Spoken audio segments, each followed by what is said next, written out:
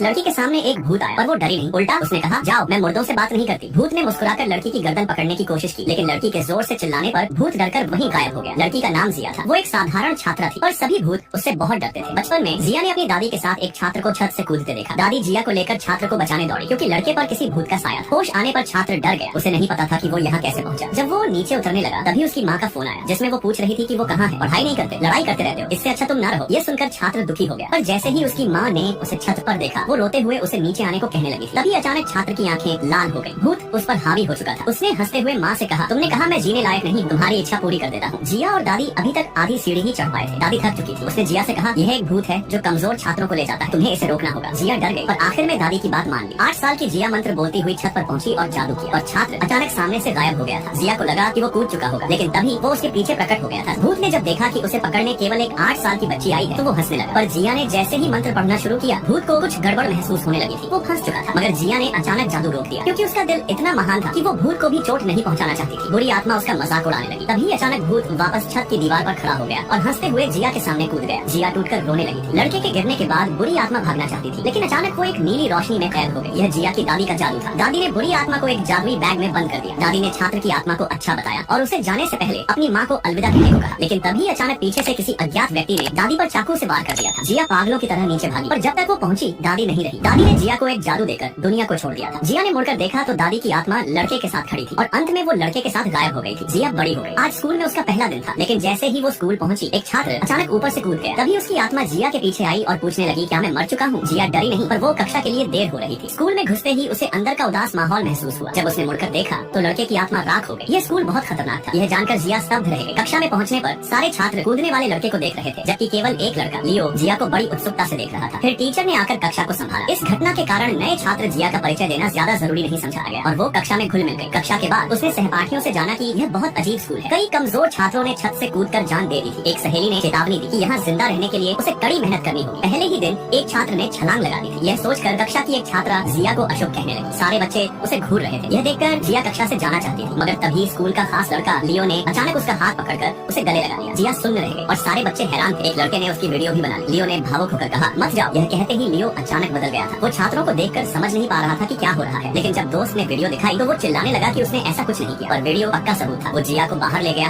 और पूछा कि क्या हुआ था, पर मैदान में आते ही वो फिर से बदल गया। उसने 10 साल पहले की बात बताई। जिया को कुछ समझ नहीं आ रहा था, लेकिन जैसे ही लियो ने उसकी आंखें छुई, वो 10 साल पहले की दादी बन गया। जिया ने तुरंत उसे गले लगाया और छात्रों को लगा कि जिया ने लियो को गले लगाया है। यह उनकी प्रेम कहानी की शुरुआत थी। लियो को पसंद करने वाली लड़की को जलन हो रही थी। तभी दादी ने चिल्लाया, दुष्ट आत्मा आ रही है। दुष्ट आत्मा कक्षा से निकली और एक धुएं से दोनों बेहोश हो गए। जब लियो जागा तो जिया के पास एक लड़का बैठा था जो भूत था।